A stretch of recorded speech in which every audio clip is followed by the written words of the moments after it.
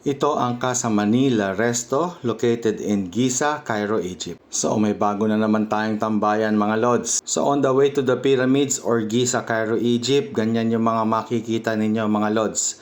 Follow for more updates sa mga bago sa page natin. Hello guys, na-invite tayo dito sa Giza sa Casa de Manila or Casa Manila.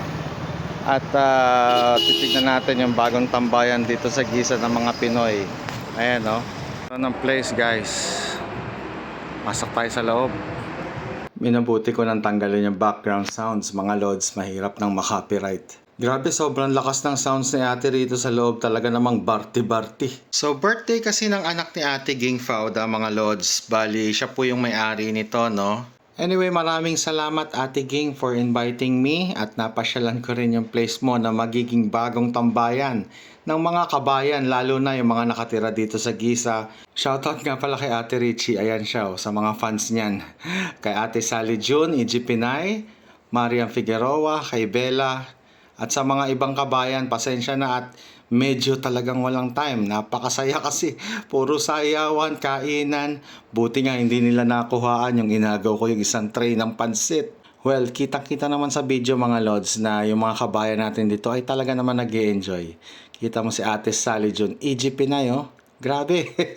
Lalo na nung kumanta pa si Ate Richie Santiago. Guys, ayan yung Casa Manila. Ayan yung itsura niya. So, para hindi kayo maligaw, baka mamaya magtaka kayo eh. Under construction pa yung kalsada. So, ganito yung itsura niya sa paligid. Ayan. So, doon kayo ibababa ng Uber. Halos katabi lang din ng major highway. So, yung link ng description, nasa title or sa comment section. Ayan, katabi ng Kitchen El Arabi. So, ayan, bagong tambayan nating mga Pilipino na nandito sa Giza, sa Egypt. So yun lang. Comment lang kung may mga gustong malaman. At wag pong mahihiya. So guys, after nga ng barty-barty namin doon kila Ate Ging, dumiretso naman kami rito sa pyramids para magkape ni Mr. Muhammad. Well, siya yung trusted Egyptian ko. Napakagaling magtagalog niyan. 15 years yan sa Pilipinas mga lods. Kaya may tiwala rin ako dyan kasi nasubukan ko na yan nung nag-tour ako isang beses dito at siya yung nakontak ko. Napakabait, napakamagalang, malinis at walang amoy. Kasi sa place nila Ate Ging doon sa Casa Manila, parang 15 minutes maximum lang nandito ka na. Nilakad lang namin actually. Pinuntahan ko na kasi to before, hindi ko alam kung 3 to 4 years ago. Ang problema lang kasi 5th floor ito, walang elevator. So pag akyat namin ni Mr. Muhammad, parehas kaming nirayuma. Anyway, take ko na rin yung chance na to para magpasalamat sa mga nag-share sa ating mga video.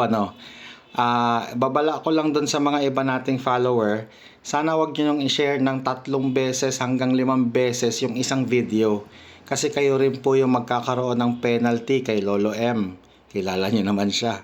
Well, ako syempre masaya ako dahil sinishare niyo yung video. Pero malungkot ako pag kayo naman ang naban, di ba?